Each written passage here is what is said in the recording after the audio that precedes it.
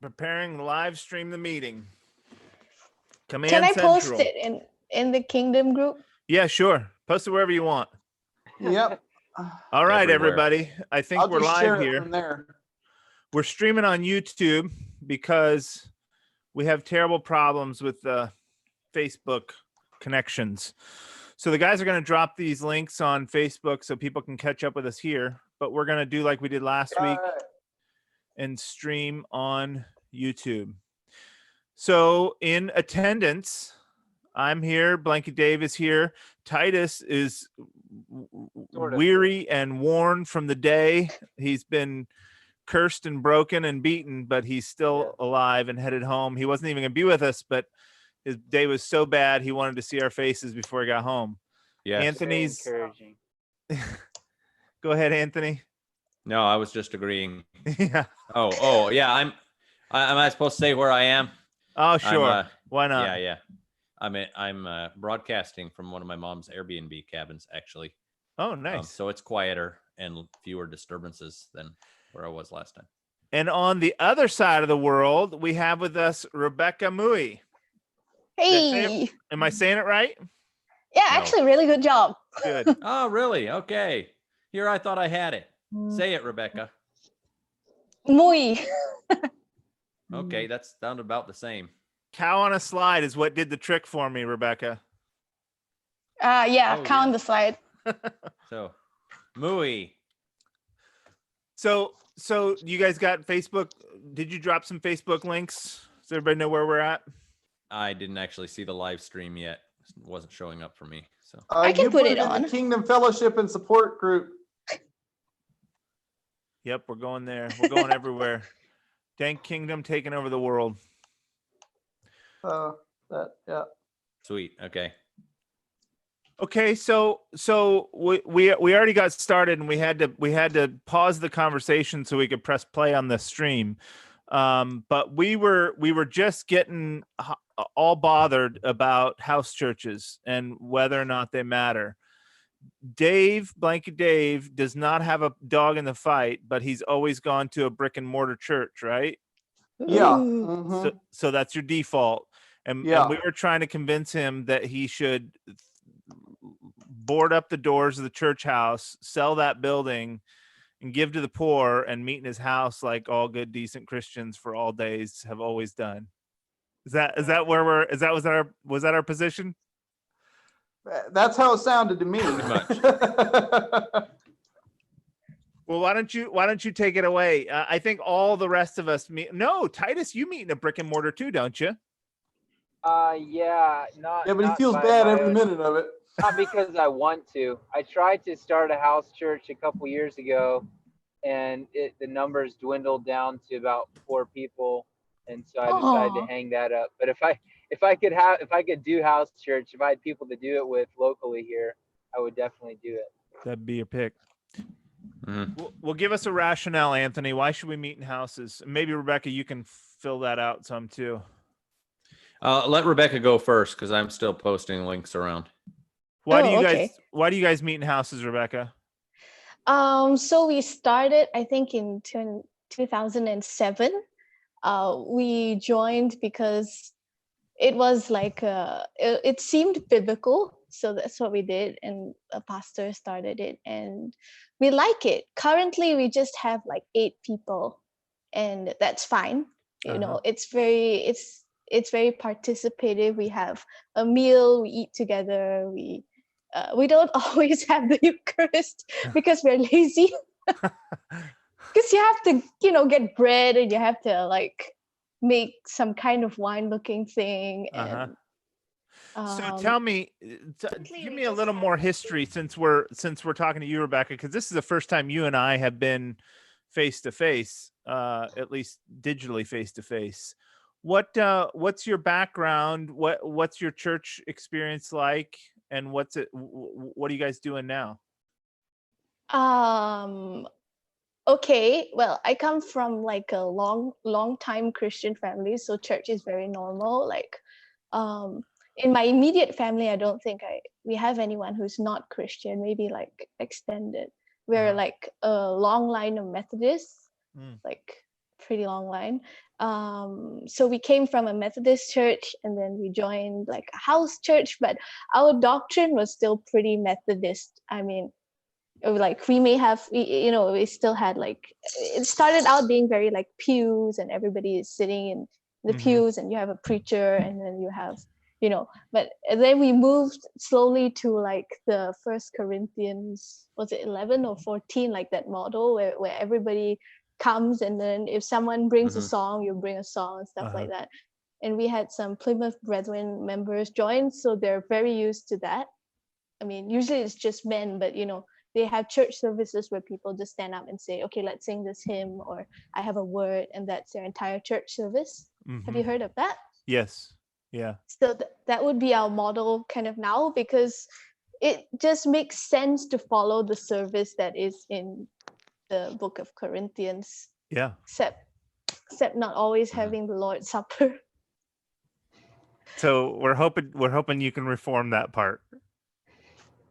I want to actually, but then like my mom's just like, oh.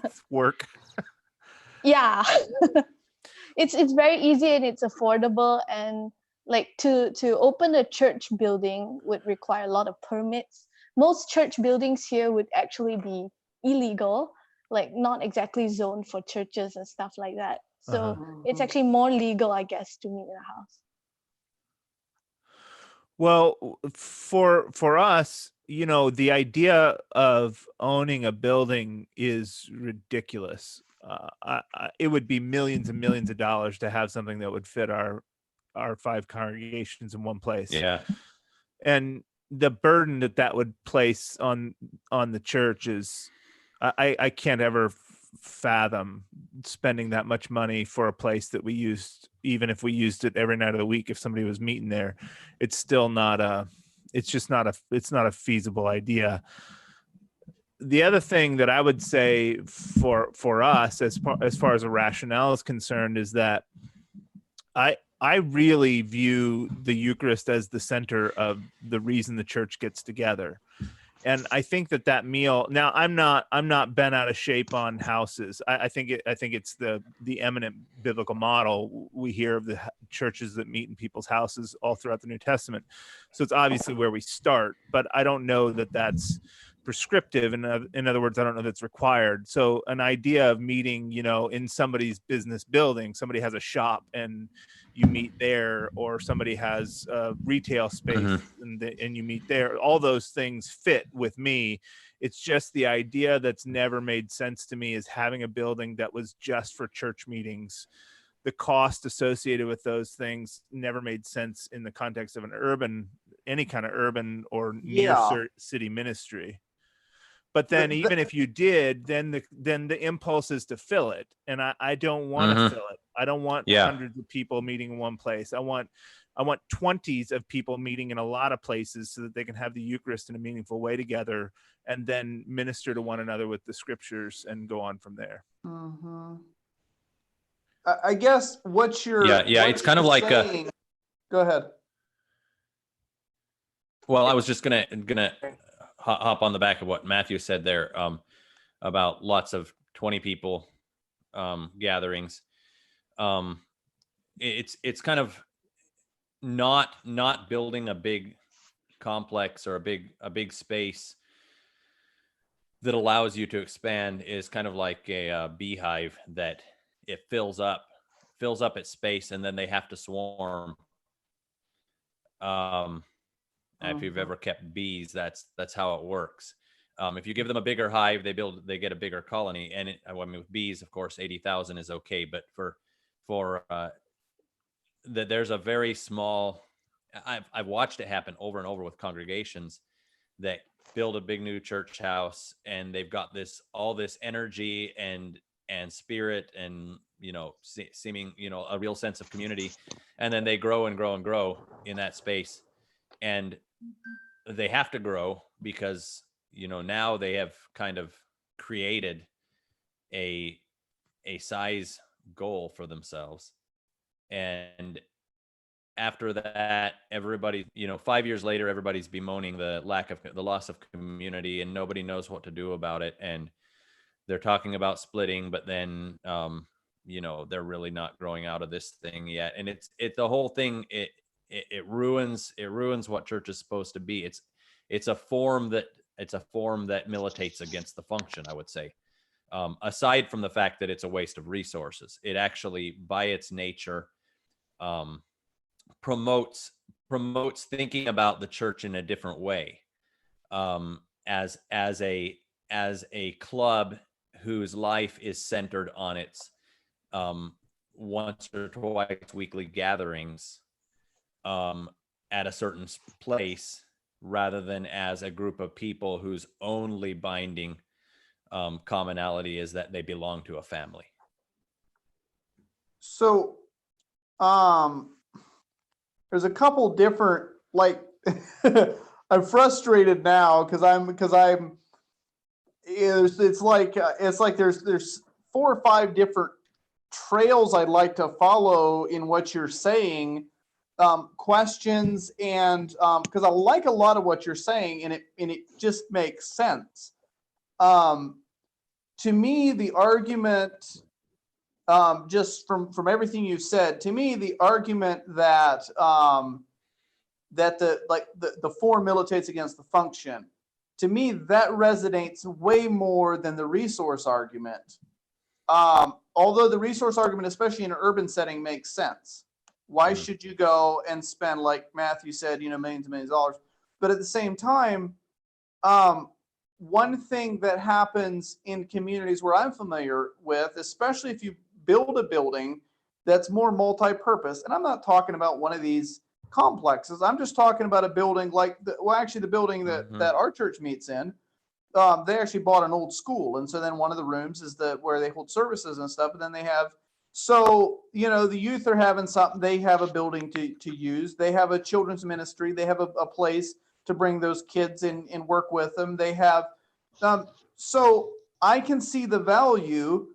Like, just imagine kind of flipping it, and you have a bunch of families who are all in the community that say, let's pool our money and buy a community building so we all have a building to use, and in the process we'll have services there. Well, but you've already highlighted some of the problems. Like, it's that it's the idea of having a Sunday school and a youth group and a place for people to meet and all that stuff that actually I don't want. Like, I think those are add-ons to fill our buildings. I mean, not exclusively. There's other reasons for them, obviously, but those are. So if you don't have that, then what do? Well, then the young men, they go down and they play basketball at the local park where they run into other kids, where they talk to people, or our whole fellowship will go to the local park to have a picnic together. And then we rub shoulders with our neighbors and see people. And if we had an isolated island to do that in, we wouldn't ever rub those shoulders or be in the middle of those places. I was thinking more like our church has a community outreach kids club, so they bring kids in. Sure. Or even like you have a wedding, or you have a family get together. A lot of people, like when I grew up, when they had a family reunion, they used the church because they had a nice building there and facility, et cetera, et cetera. And so it's kind of convenient for a lot of people to have a building like that. And I understand what you're saying. So I guess let me restate maybe what you're saying so that I'm hearing. Basically what you're saying is, so there wouldn't be anything wrong with a bunch of people pooling money to have a building where they can have their family reunions and they're this and this and this and this. But what tends to happen is then they gravitate toward that for all their social activities, and then they don't go to the park, and then that just ruins everything. And once again, the form is militating against the function. Is that what you're saying? Well, I mean, yeah, basically, but I think that there's a little more sophisticated argument to make in that if all of our cues around what it means to be the people of God together are familial, in other words, brother, sister, when that's the basic underlying premise of our relationships with each other, that works a lot more organically in a home. Like I've met in buildings, and I've met in small buildings, I've met in church buildings, and I've met in homes. And we had one of our congregations was meeting in a building that we use for an immigrant training center. We had an older woman that was in a wheelchair, and there was an elevator in that building, and for a host of other reasons, they decided to not meet in a home and meet rather in this building that we rent as a church for a ministry's purposes. And all those families within a couple months were like, I'm sick of this. It's so much nicer to be in a home where there's couches and places to sit, and people feel comfortable and they feel welcome and they want to be there. And there's an environment of a home does something different than this shell of a building as it pertains to fellowship in the life of the church. And I don't know that you can't, I'm not saying that's impossible to recreate. It's just that you don't have to create it when you do it in a home. The other secondary things is that when it's really not, again, my primary concern is how the church structures its meetings more than whether or not what kind of buildings and facilities they use. But what I would say is that if we keep the numbers small, if you orient the church around as many people fit around a table, then there's all these secondary benefits that are just accidental from imitating a pattern that we find in the early church. And those accidental benefits are that now in a church, so we have, I don't know how big your church is where you're going to now, David, but we have, let's say, I don't know what the numbers are, but say we have 100, 120 people come into our churches in 5 congregations. That means every week there's 15 brothers that are sharing something in our congregations. There's 5 men that are preaching. There's 5 men that are sharing. There's 5 men that are leading worship. There's 5 men who are hosting agape and leading a Eucharist at their house. That's 20 brothers that are active in ministry every single week instead of 3.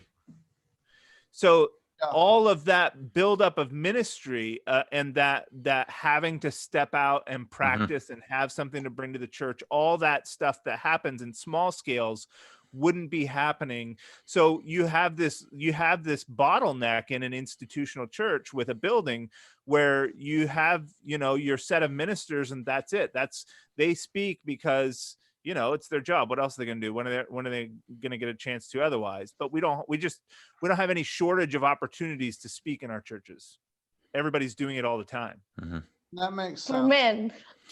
The men. Nice. Yeah, and like in a situation we're in right now, the house church in Arkansas, we're at the point where the house where we're meeting, it's got a spacious living room. It's a pretty decent house for common spaces for that sort of meeting. But we have enough people showing up that it's crowded sometimes. If somebody comes from a house, a couple comes from a house church across town, and we've got a few people have met somebody in town and they show up, and so we've got maybe 3 or 4 people that, that are prone to do most of the talking and have thought through a lot of things and are in a position to bring, but in a short time, we're going to be overflowing that space, and we're going to be forced to analyze, who's, how do we divide this up so that, and at that point, just that effect that you're talking about is going to take place. And that simply, no matter how much you say you believe in it, that does not happen when you've got a big space and a bunch of people that are comfortable meeting there. And you can grow up to, 15, 20 families, and everybody's just having a great time. And they're like, I've heard people say this kind of thing. We all love each other so much. We don't want to leave. Nobody wants to split up. So you're stuck there with a bunch of bench warmers and a couple of leaders, and there's no discipleship going on, and there's nothing for people to do, and they fight and grumble and form factions anyway. And so the whole thing is, you really kind of have to create it really helps to have a form, which is the form we were handed down, that actually kind of forces people into the right modes of social behavior. So then, go ahead, Dave. So then, what I'm hearing again and again is, and like I said, I find I find it, and if you want to promote house churches, just as somebody who kind of comes at it from the skeptical vantage point, because it's my default. And let's face it, we've all seen the house church effect, or whatever you want to call it, where the guy, little guy wants to start his own little cult where he and the Right. 3 people that agree with him, and then they, and that's all it is. And I've seen plenty of that, and it never goes anywhere because it's my way or the highway, Right. and all that type of thing. And that's a real phenomenon, and I've Right. seen enough of it that even house church, from what I've seen, tends to attract those kind of people. Well, I would say Rebecca's laughing. Have you seen some of those people, Rebecca? Yeah. Ever. Well, who hasn't? They abound, and I come where we came from in the Northwest. They're in every crook and holler. But I make a distinction between a church that meets in homes and a house church, and it's basically along those lines. The house church movement, at least as it is where I come from, the Frank Viola, like very extemporaneous, no planning. We all just do our thing organically, and the hippie, we'll have whatever we have kind of thing is it's very ingrained in the house church movement in America. But those house churches will never have bishops, they'll never have deacons, they'll never have order, they'll never have discipline. Most of them are basically just people that like to fellowship together, and they talk about the Bible while they're fellowshipping, which is a different thing than actually planning and preparing and making a church with its governance, its ministries, its ordinations, its disciplines and rules. To do those things within the context of meeting in homes is a different thing than the house church movement per se. Okay. Now, where those lines are, you can imagine you have to be purposeful about setting all those things up. But I think that what you find and where your legitimate criticism is that a lot of those guys that don't want to be, they want to be king of their castle, but they want somewhere to show up on Sunday and have an equal seat at the table to say whatever they've been thinking about, and then they want to go on their merry way. Especially like the home church, the home school, home church kind of people, right? That really just, there's a lot of head trips about authority, and they just have to be somewhere because they know it's too weird to sit in their living room on Sunday. And that's not healthy. None of those things are healthy. They're not going to create, submission to one another and order and all the things that are necessary for real church life. So that's where what I feel like, and we can all agree, I think we're all agreeing, are legitimate objections to the house church model or whatever, and why somebody who's used to more of institutional church looks at it and says, boy, yeah, check it out. Yeah. And so to me, as like I said, somebody who's like I said, I don't have a dog in a fight. I know my default position and I know the nuttery that I've seen. So there's that. But if I'm listening to somebody that's arguing in favor of house churches, what I find a far more compelling argument is the stuff you guys just said, which is it's basically I don't even know what to call it. It's like a imposed ceiling.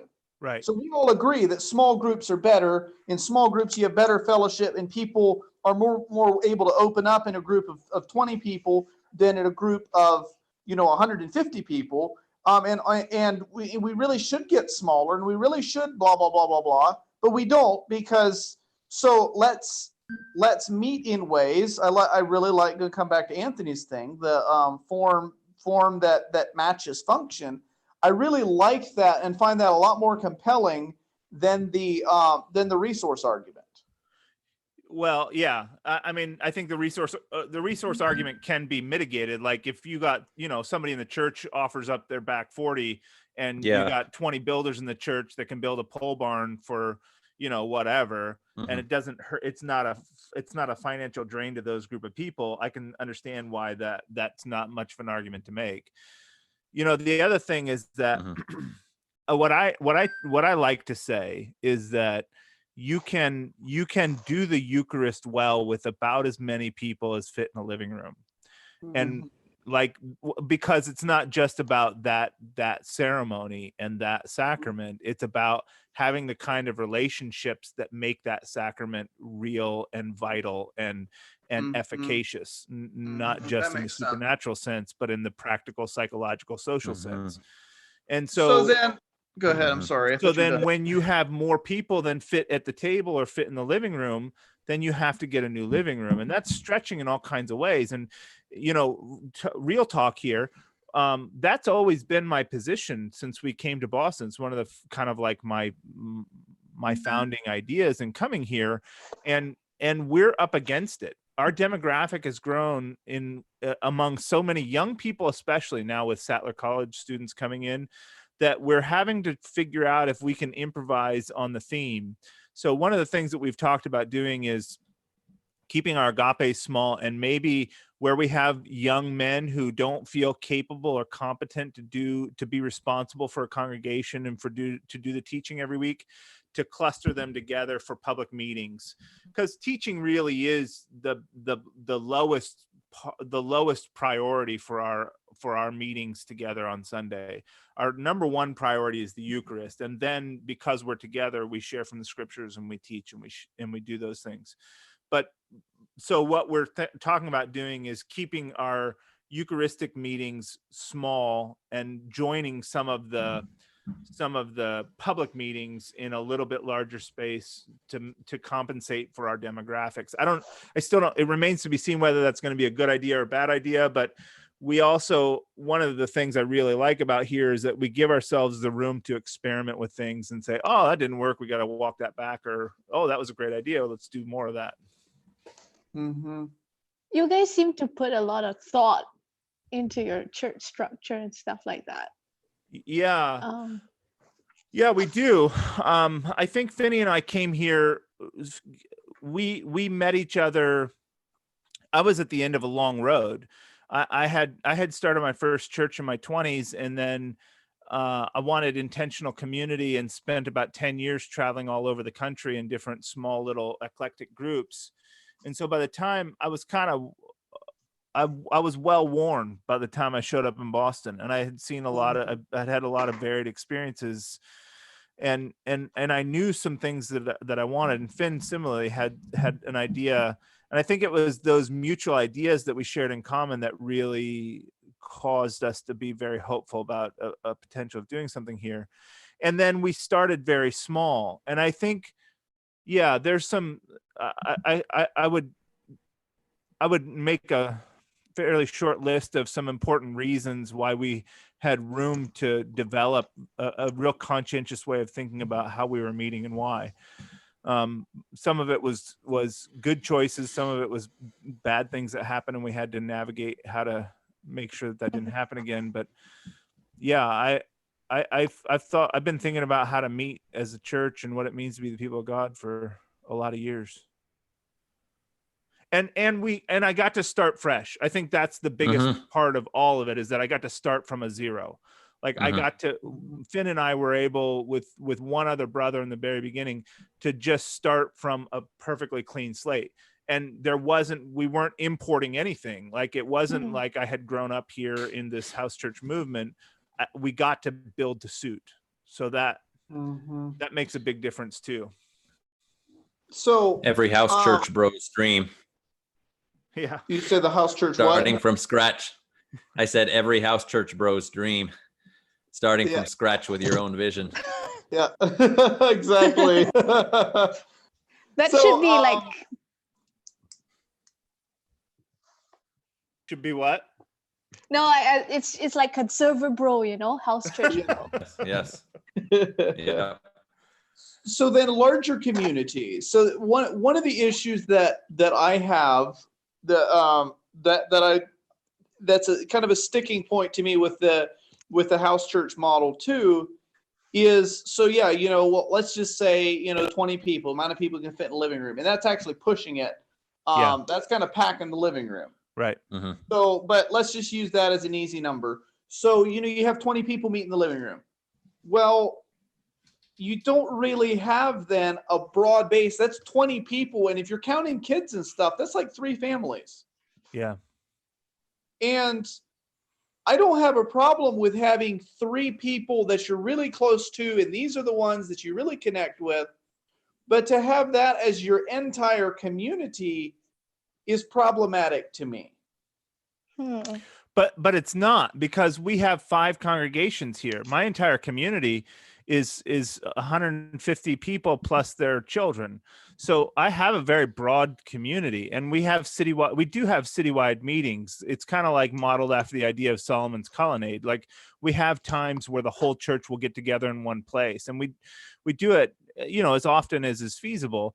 And it's an important time to mingle and to connect. And I have, because I personally have lived in several of our communities and know people who have come in and have ministered to people and worked with people and been friends with people all over across different congregations.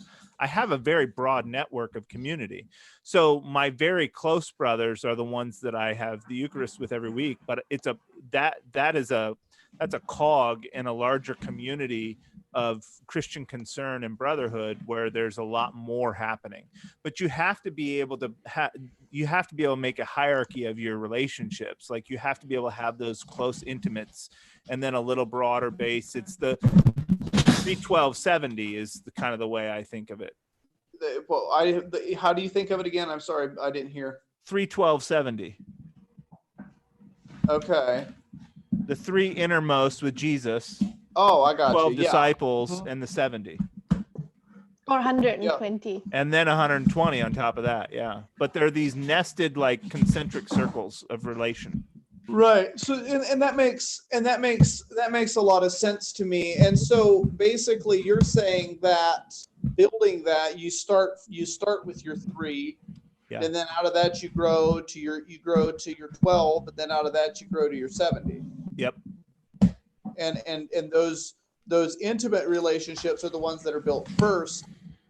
And that makes sense. And then once you get to the point, so how much mingling do you have between groups? Do you have people from one group ever visit or worship with the other?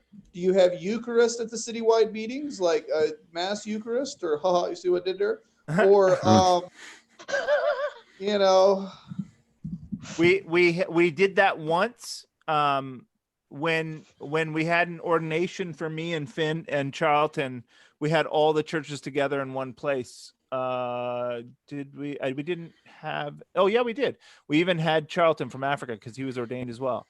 So we had 1, 2, 3, 4 churches represented, and we all had the Eucharist together at that meeting. But it was a very unique circumstance.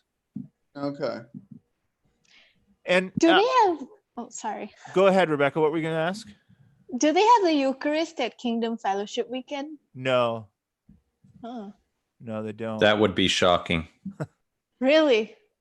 Because it would be pretty powerful, because you have people from different churches, partaking as one body. But those churches a lot of them would have a closed communion theology. Mm. Oh, you mean like the Menos? It's only once a year and no more. But they're coming together and fellowshipping. So how does that work? That doesn't make sense. So. Nice. So that makes sense, because that's the other thing. What I hear so much about is, we're here and there's 4 of us and we're meeting, and that's it. Yeah. And it feels like and the thing is, then you don't have the ability, take for instance, you have some type of need somebody's got, and this is coming from my Anabaptist background, where somebody has a medical bill, and the community helps take care of it, and you simply don't have that with 4 people. Yeah. Well, that's why the model that I advocate, and I think it's based on patristic models, is that you have one church in a given urban area, and that one church has a group of bishops and a group of deacons under them that are connecting a network of house churches all as one church. So we have 5 congregations in Boston, but that's one church. Okay. So the one church is meeting in 5 places every Sunday in Boston.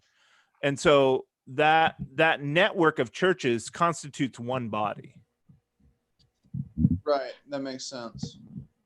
So the resource allocation and the ability to share and meet needs and pray for one another and, do all the things that the church body is supposed to do, minister to the poor and care for those within and those without, is all something that happens on a much bigger scale than the small meeting that I have in my house on Sunday for the Eucharist. Okay. So then how realistically do you move? Because that's the other thing. As somebody who goes to, a building church, if you will, and has, you call them house churches. I can call this one a building church. Clubhouse. Pardon me? Clubhouse. Yeah. There you go. Clubhouse church. I like that. So, but you go and you tell somebody, hey, you need to stop meeting at church. You need to, break into small groups. That's really, there has to be some means of maintaining that overarching community. Otherwise, I see a whole lot lost. And yeah, I see the gains, but I also see that's one of the benefits of the church. One of the things that a larger church can provide that the small, handful of people can't. Yeah. I think the ministries are what's designed to connect those dots. And we have citywide brothers meetings. We have citywide teaching meetings. There are times when the whole church is together. Mm-hmm. I think the Jerusalem Council would be another example of getting the whole church. So there's no way you had 3,000 saints or 5,000, however many it was, within a few years after the resurrection. You didn't have 5,000 Christians showing up on the Temple Mount every Sunday. They were obviously all interspersed throughout Jerusalem, meeting in small gatherings all across the city, and they needed some kind of connect the dot ministries, and that's what the bishops and the deacons were for. And those people had, their thriving little congregation life where they were having the Eucharist and doing the work of Jesus in their neighborhoods. And then there were people who were overseeing them and making sure that everything was on track and that needs were being met and all this stuff was going on. So, okay. Should we and the amount of exposure? Go ahead. No, go ahead. What were you going to say? I was just going to say on that, like the amount of exposure. Say you had 130 person household meetings in a, if you had 3,000, say in a city. The amount of exposure to your neighbors that all of those little gatherings have is just dramatically higher than people coming together in one spot. Well, and especially if you're clustered in like residential communities. So if you have three or four households joining together and you become these little enclaves of Christianity all throughout Jerusalem, that's a really dynamic thing. One thing, and I've heard, it's kind of a your mileage may vary thing, because I've heard both angles on this, but it seems like it's easier to invite somebody to come to your house, and people more likely accept a personal invitation to come to your house than to come to church. Although I've heard in some places that's considered kind of suspicious. It's like, so what are you guys doing? You got some kind of weird cult going on there or what? Because legit churches meet in buildings, not in somebody's house and stuff. Is that your experience, Rebecca? Yeah. How do you guys deal with that, Rebecca? I still find it hard to explain to people. They ask where you go, and I'm like, they're gonna think I'm a cult. So I'm like, depends.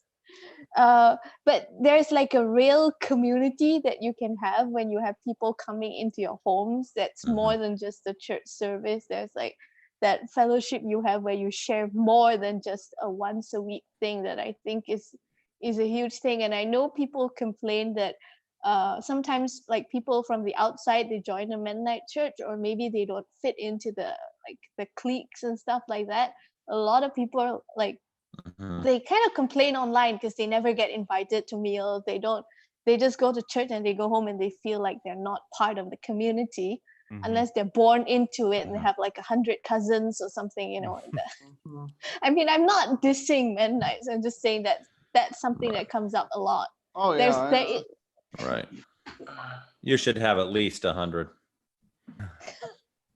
Well, you know, I think that the thing that it opens up a whole nother can of worms, David, but the way that it's another, I think, accidental curative of emulation of this model is that the assembly on Sunday is not designed for visitors.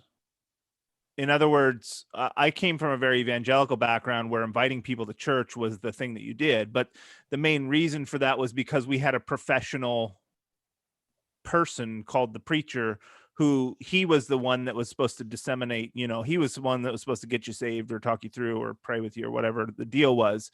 And that's how you brought people into the kingdom of God, is they came to church, they met with the preacher, they knelt at an altar, or they said the sinner's prayer, whatever they did.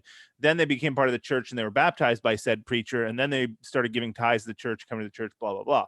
And I know that model's a little bit different in Anabaptist circles, but that's the typical evangelical model. And so I first came into my church life as a born again adult with this idea, asking everybody to church. And I remember clearly we used to do this all the time. And it was a big thing with us. We were always inviting people to church, and we had a custom where we would kneel to pray sometimes. And I was up front, and I was like, I saw all the people that I had invited. It was like, you know, crackheads and prostitutes and people that was like not used to being in church houses. And I was like, well, we should kneel to pray. And then I thought, that's going to be so weird to them. They don't know what that means or why we would do that. And I didn't do it. And I thought, I don't like making decisions for what the church is going to do based on visitors being there. And it caused me to rethink my whole kind of like paradigm around inviting people to church. And I'm not saying that there should never be visitors in the assembly. What I'm saying is that the language in Corinthians is, if an unlearned person comes in among you, it's not a de facto premise that you're going to have visitors there all the time. What we do is, the way I look at it now is that the Assembly of the Saints is designed primarily as a family get together. It's for those people who are in the faith together.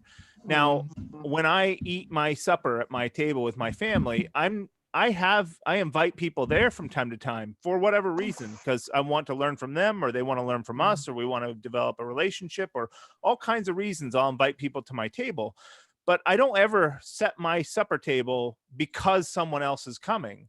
I invite someone over because we're setting the table, because we're going to be a family together around that table. And so what we think of now is that no one would ever come to one of our public meetings that hadn't already had some kind of experience with one of our people. So evangelism as a work is something that's done in the individual people's lives. When you meet people, you invite them to coffee, you talk with them, you have them at your supper table, you start teaching them about the faith and the gospel. And when they're interested in that, then we invite them to the assembly to see how it is when all the church is together. And that's kind of a little bit of a different paradigm. Yeah, that makes a lot of sense. Hey, I'm gonna have to run. My wife just told me that the doctor had given her instructions, and it looks like we're gonna need to take him in. So okay. Well, whoever's out there can Okay. pray for Pascal. Yeah, I'd appreciate that. So, all right. Well, Lord bless you guys. Thank you so much. Give me a lot to think about. I might have a lot more questions. We do this again next week, but yeah, it's a different. It's not the stereotypical house church, four guys. Right. I mean, the crazy thing is this. Then you hear about house churches splitting. Like, how does that even work? Right. That's what I'm wondering. You know. It means me and that other guy don't like each other anymore. Right. Exactly. You know. All right. Well, take care of yourself, David. Thanks for being with us. Yeah. Yep. This is a good segue. I'd like if we could switch subjects here a little bit, and we'll talk about the Dank Kingdom news. What's been happening in the Dank Kingdom profiles lately? There's some big events that have happened this week. We had, just by way of review, Rebecca wrote an article about a couple articles. You wrote one on atonement. So we had a bunch of atonement wars, meme wars this week. We had the Jordan Peterson meme wars this week. Rebecca wrote those articles, and then we were profiled by the illustrious Jim of Don't Perish, which I'm sure he's watching. So hello, Jim. Welcome. Hi, Jim. Dank Kingdom podcast. It's glad to have you. So all those are news and events. Let's break those things down real quick and see where we got to. Atonement wars. Tell us what that whole experience was like for you, Rebecca. Well, I was just honestly bored. and I saw like this glass thing, you know, like you pour it in this glass instead of that glass on the Christian Facebook group, and I was like, you guys are gonna love that. So. But I've been thinking about it, but I haven't. So like starting the war kind of made me think about it a bit more, I think. The beauty of made me memes. do some research. Yeah, I think it's really profitable. That's good. It's great what came out. I don't think there were any like attacks or like unhealthy stuff like with the tuna and stuff. Yeah. You know what's interesting? Just to recommend meme discourse again, as if we haven't done it enough.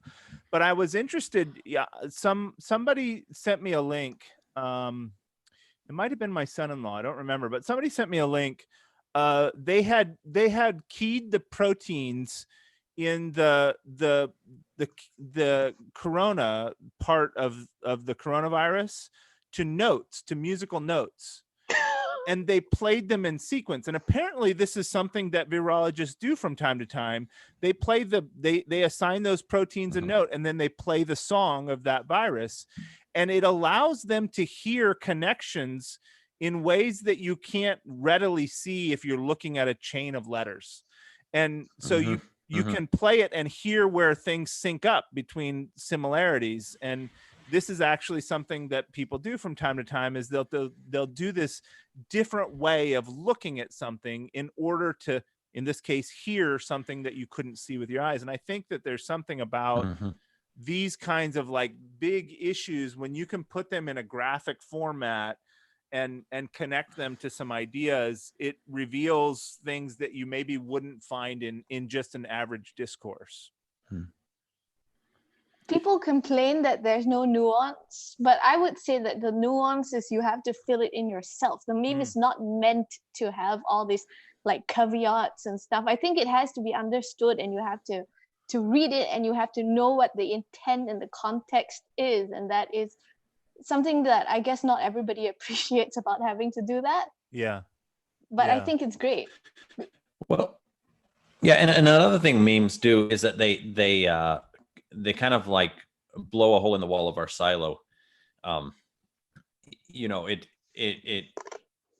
you get your brain knocked out of a rut by a single kind of impactful insight, even if it's not nuanced at all, that forces you to think about, like Rebecca said, what are the nuances that are attached to that? And is that insight true fundamentally, or is it not? And if not, what analogy would demonstrate, a better approach to this idea? Right. And I think I'm hopeful that especially in the context of a kind of online community, for whatever it's worth, that there's enough room to be able to, that it'll maybe short circuit the critique process, that, I can assimilate. Like there might be a lot of people on DKCM that maybe if we sit down and had a long talk, we'd talk more about the things we disagreed about than the things we agreed, because that's what people do a lot of times. But it allows somebody that maybe I wouldn't get that close to critique my ideas and hear from a critic in a way that I don't have access to, because I fill my life with people that I'm close to and I agree with and I have association with, or whatever the case may be. But now here there's an opportunity where my ideas can be critiqued by someone who doesn't fit any of those categories. And if it's funny, then I can laugh while I'm being riddled. I think that's the funny thing, because that's like, go ahead, Rebecca. Oh no, I'm just saying that people are gonna accuse us of promoting ecumenicism. It's like it in a good way, I would say, but people could be like, it's demonic. Well, it's good to hear from people. My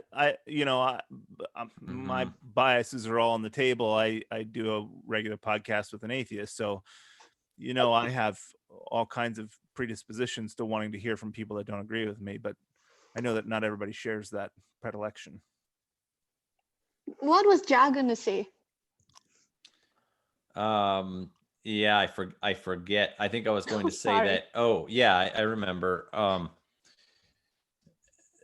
What Matthew said about being able to, go back and forth and bounce your ideas off people who aren't part of your everyday community. That is actually a downside of online communication, and that's what's fascinating about the DKCM community.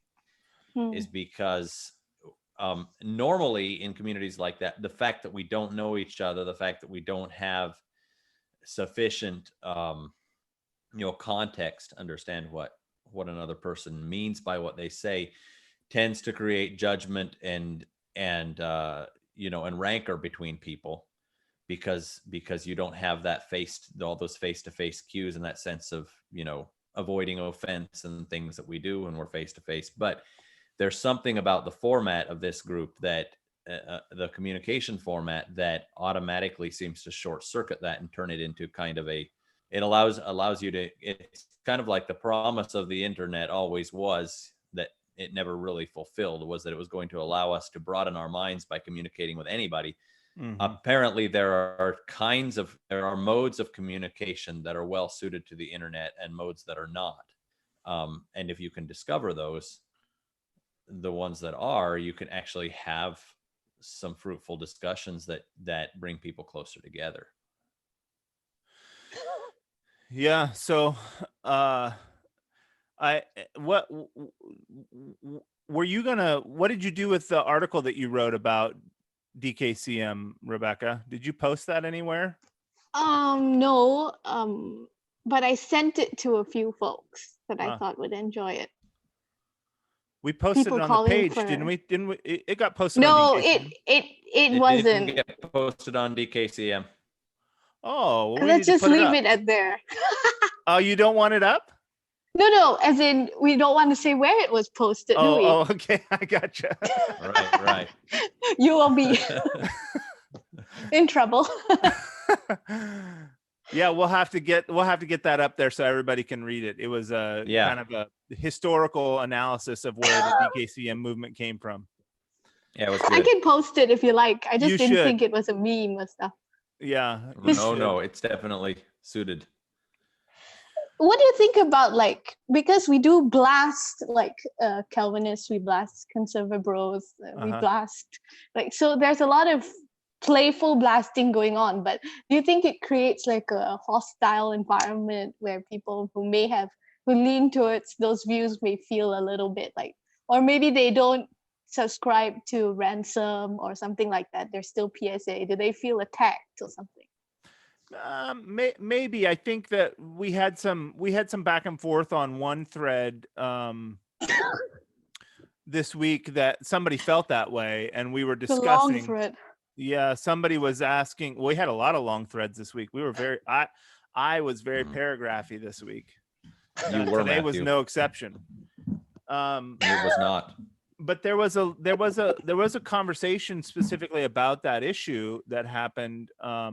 somebody was asking, I don't know how to take this. Am I being ribbed in good humor, or am I being picked on? And I think one of the things that came out of that conversation is that I don't think anyone's saying that this is the right place for everybody. I think that, the way that the intro questions to DKCM are, the number one question is, can you take this all lightly? Can you have enough of a, can you approach this from a perspective of not taking yourself too seriously?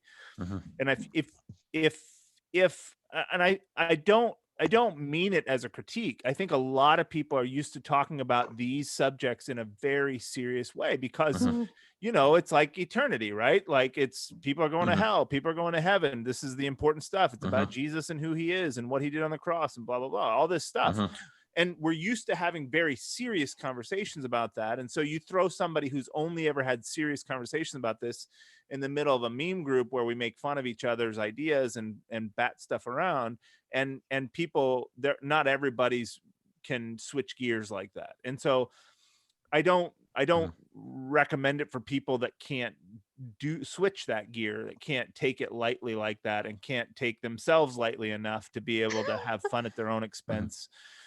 If you can do that, it's phenomenal. If that's not a style of communication that you would tolerate, well, it probably would be a painful place to hang out. Yeah, and I would say this is actually a really important distinction to make, that the whole, I think the culture in a group like this actually hinges on this distinction, the distinction between the gravity of the subjects we're discussing, which are grave, they're very serious, their life and death matters, and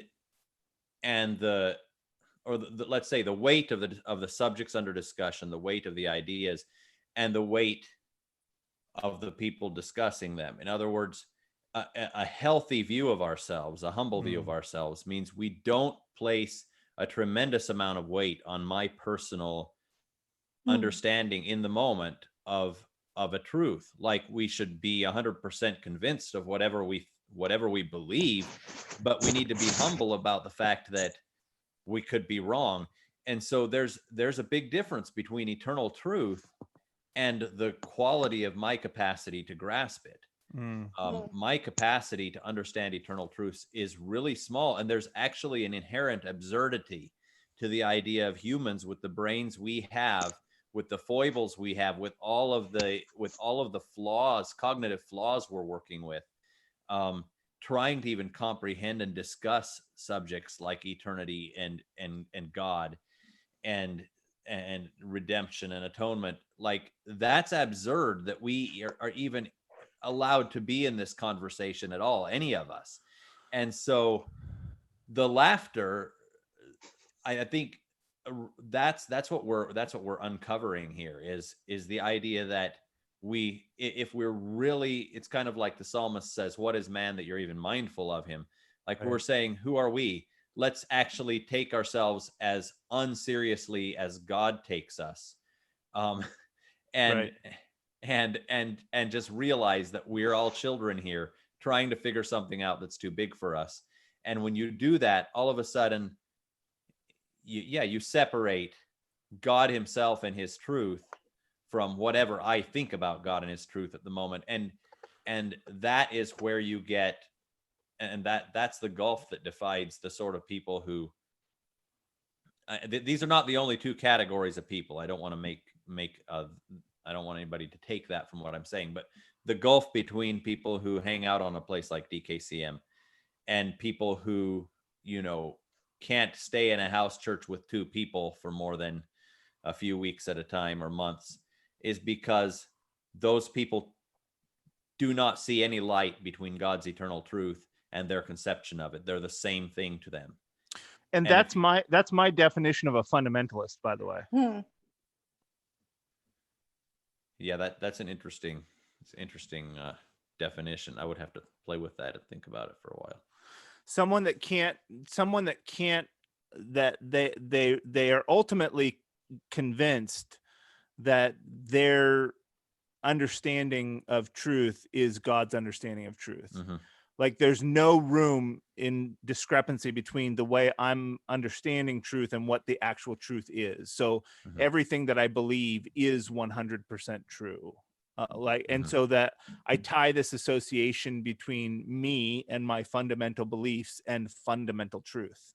So all three of those things are synonymous: God's truth, fundamental truth, saving truth, Jesus's truth, Bible truth, and me are all in the same basket. And so when someone threatens anything, any point of my beliefs, they are not only God. threatening my beliefs, but they are threatening my identity, and they are disrespecting God. Right. Exactly. Yeah. So speaking of cognitive biases, we might as well address the Don't Perish article. A little background. I 2 years ago, Jim from Don't Perish anonymously reached out to me. I don't know if he gave his name or not, but he just said, "Hey, I saw Followers of the Way," and basically just acted like an interested person. And I'd love to talk to you. I spent a lot of time going back and forth with them. I actually considered putting out our email thread because it's quite a wild ride, the email thread between me and Jim 2 years ago. And he's one of these guys. He's one of these guys that thinks that whatever he thinks is God's truth. And he's the antithesis, I think, at least in my interactions with him, of what we're doing here at DKCM. A guy that has to be right, has to take everything, and especially himself, incredibly seriously. And there's no room for discourse. There's no room for conversation. There's no room for compromise. There's no room for anything. And so he's been reaching out. I think Titus was the first on his list, right? And he reached out to Titus. He was more forthright. Dave. What's that? I think it was Dave with the comic.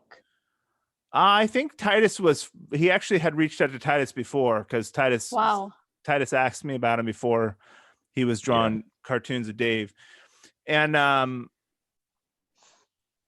so he reached out to Titus a little more genuinely. He told him that who he was and that he had trouble with me and he was going to get tested. One wonders who on whose authority he's testing everybody. But nonetheless, so then he hit up Dave and Anthony. When everything went to print, Anthony's only guilt was association,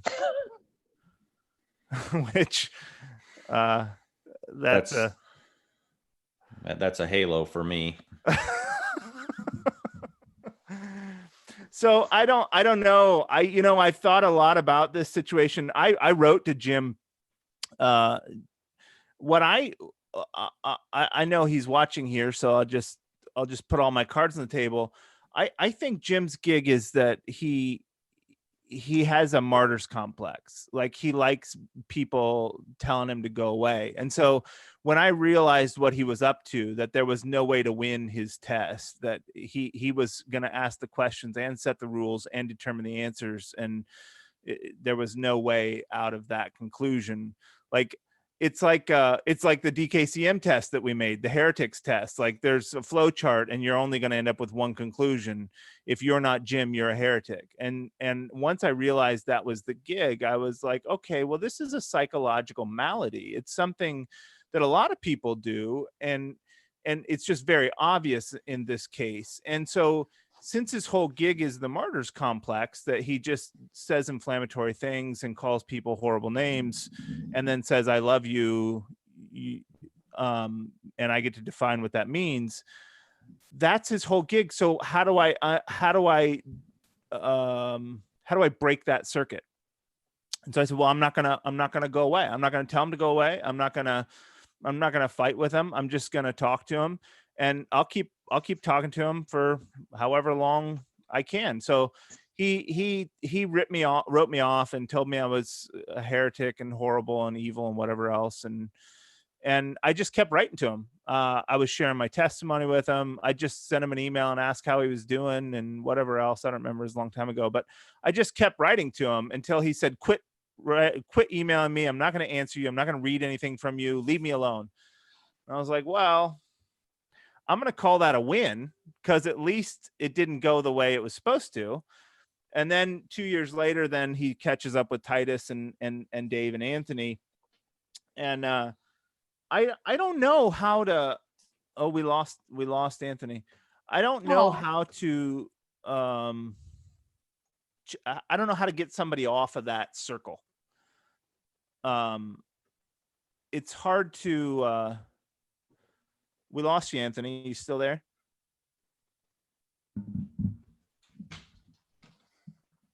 Oh, there he is. You still with us, Anthony? Have you read Chesterton, Rebecca? Are you a Chesterton fan? I browsed a little bit because Elijah recommended it, but I don't really have time. There's a fantastic introduction to orthodoxy where Chesterton talks about an insane man, and he says that people think that those who are insane are irrational, and he said it's exactly the opposite. It's that the crazy man can only be rational, and all of his reasons run in a circle. And he actually proposes the circle as the symbol of insanity, and that you can never get out of the circle. Everything is a confirmation. So he says, if a man thinks himself the king of England and all men are conspirators against him, anything that you would say to him to try to get him to not believe that just confirms his theory that he is the king of England and you are all conspirators. And it's a hard thing to break. And I don't know. I think our friend Jim is on one of those circles, and maybe you just have to break it yourself, or God has to break it, or I don't know. What do you think, Anthony? I missed some of what you said.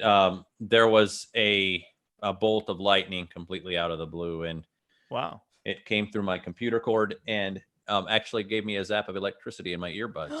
No way. So I felt a little spark in my ear, so I'm fine. It but was it from took Jim. my Wi-Fi. Yeah. I was about to say something that I shouldn't have, I guess. But my Wi-Fi went down temporarily, and so I missed about a minute or a minute and a half of what Matthew Well, how was about saying, that? but I caught the tail end. Yeah, we get thunderstorms here in the woods that every now and then it blows everything out. And you know this is going to be a Don't Perish article now. God zaps Anthony. It would. What? I feel like it would be dank. Yeah, a dank subject for an article. But yeah, so I didn't catch everything, but I think I got the drift with where you were going, and I saw where you had arrived when I got back. So yeah, pretty much there are patterns of thinking that really are, which I actually wrote this to Jim today. Essentially, that it's possible to build a prison and lock yourself into it, where there's no way for any information to get to you from outside that would be useful to you, where there's no way that you would ever know if you were off the track, if you were astray, because all of the sources of information that you have are invalidated before you start. Right. It's a scary place. I think that's that scares me more than anything. I was telling somebody the other day, I said, the one thing that scares me more than anything else is deception. Because when you're deceived, you believe a lie like it was the truth. And there's no way off of that train if you haven't built things into your life as a check and a balance on your own opinions. It's not that's a horrible, horrible place to live. It's exactly like what you just. Sorry. Go ahead, Rebecca. No, it sounds like the Corona conspiracy, bros. Yeah. I mean, that what you described exactly. Yeah. It's the same mania. It's the same thing. It's all of the worst traits of the human psyche conspiring against you. Like you get an idea, and that idea is rooted in something aside from fact. It's rooted in identity or feeling or something else. And there's no way to change it. Anything that would disrupt the idea just becomes more fodder for more fuel, more gas in the engine that's pushing you along. So I need to sign off here and get back to my house, but maybe we could just talk for a second about what you do to prevent that from happening to you, because like what are the ways of thinking about oneself that keeps you from becoming so like Proverbs talks about this. Do you see a man who's wise in his own opinion? There's more hope of a fool than for him. And I don't think that means a person who thinks they're right. Like I've seen that hurled at anybody who thinks they're right when I think they're wrong. Like that's not what it means. We're supposed to believe in things we believe are true, but there's a certain kind of person that is worse off than a fool, and a fool is really bad off. A fool is somebody who doesn't care about truth, gets angry if you confront him with truth. A fool wants to do his own thing and it doesn't want to know anything that he doesn't already know. But there's a type of person who's wise in my where I can be wise in my own opinion in a way that is worse than that, because it's like an unbreakable shell around myself. What precautions do we take in our thinking that keeps us from going there? Well, I would start, there's a whole list of things. It's what the Proverbs, it's what the wisdom literature is about, the antithesis of that. Yeah. But in short, in practical ways, there's, I think understanding bias, like trying to be introspective about the things that are tempting for me to have biases about. That's like a self-knowledge. I think when people have some kind of awareness of themselves that's a little bit objective, as objective as you can make it be, that's one place where you can start to see where you would be tempted to go down certain routes, and you can stop yourself. The other thing is allowing somebody in your life. My premise about community is, some of the great men that I've loved in my life, brothers that I respected, admired, and looked up to, when I've gotten close to them, almost all of them had some fatal flaw, some real problem in their character. And everyone that was close to them knew it was there, and it was the one thing that you couldn't talk to them about. And I observed this pattern in my youth, and I think about it all the time, because if those men that I respected had those kinds of issues, I know that I do too. And so I've set it as a quest in my own life to put people around me that I love enough to tell me about the nose on my face, to tell me about the thing that I can't see about myself, but I want to see, and I need to. And you have to cultivate relationships with people. And it means, having hard conversations. It means risking offense and being offended, and giving place and being vulnerable, and all these things that we don't do well, especially when there's problems, and pushing past that and choosing to put people in my life that I can love and respect, so that when they come to me to tell me something's wrong, they have the place to say it.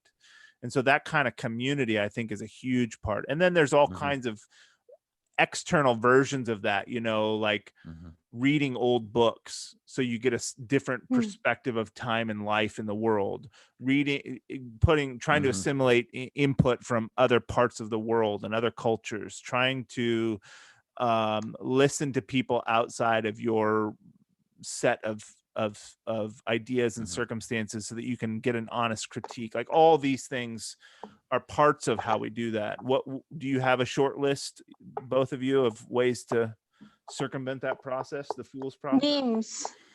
What is it? Memes. Memes. I'll take it. Yep. For me, I think like the most fundamental thing you mentioned in a couple of different ways, Matthew, but getting outside your own head and trying to look at yourself from someone else's perspective. Right. Like that's something we can do, but we're bad at it. And Right. you do get better at it with practice. And viewing criticism as an opportunity to do that, which is really hard. But when I receive criticism, like particularly the criticism I don't expect, because that's, the things I see the least about myself are going to be the things that really come out of left field when somebody says them about me. Those things that I think like I knew I had a problem, but I thought I fixed it or whatever. We really don't like to be criticized about those things. And when you see criticism as an opportunity, it's an opportunity to step outside yourself and go into the head of that person who's bringing the critique and say, okay, how did this incident or this pattern in my life look from that person's perspective? How would I feel if I were them? Do I look dumb? Do I look self-absorbed? Do I look insensitive when I behave this way? And doing that is, that is how that's the door out of the prison. I think that there's all sorts of ways of achieving that and ways of building community so that you get more opportunities to do that. But fundamentally, I think that's what it is getting outside your own head. Right. And sliding into someone else's skin so that you can see yourself from a different perspective. Yeah, I think that's. Do you have anything besides memes, Rebecca? Yeah. Oh, no, I was just thinking there was a chart in this old book called The Theology of Anabaptism. And it does boil down to like your belief about how the grace of God is dispensed. So like the traditional high church or the Catholic view would be the grace is dispensed through the sacraments. But the Protestant view is everything is just me and God, and everything is just that one stream. Mm-hmm. Whereas they said the Anabaptist view was that God's grace comes to the church as a body and not just like, it's not just one, which I guess is very obvious to you guys already. It's an important principle though. That's how God speaks many times, is through the assembly of the believers, the people that are in your life. I think there's one other thing too. There's another good like early warning system. Things that get you upset or hurt you or rile you up are places that need attention. So like Jim can write these things about us all day and it's just humorous. It's just meme fodder. But my wife, when she criticizes me or when one of my brothers, there's always this impulse to rise up and to say, to defend myself, to say, what about and why? And all that happens on a natural, instinctual level. And when we're wise, we recognize that that's a real place of concern. And I know that experience most with my wife, because she knows me better than anybody. And so when she says something that's wrong with me, that really hurts. And it causes me to want to defend and to react. And learning those warning signs about yourself, learning that that's not what it feels like, that those are the places that you're supposed to stop and listen, not get loud and react. That's a huge, it's a huge piece of wisdom. All right. Well, I sure appreciate having you with us, Rebecca. We'll have to do it again when it's not so crazy and everybody's not running around. Yeah. Yeah. That was fun. Thanks for joining us. All right, everybody. Well, thanks again, and we'll see you all next week. Yep. Good night. Bye. Stay dank. Good night.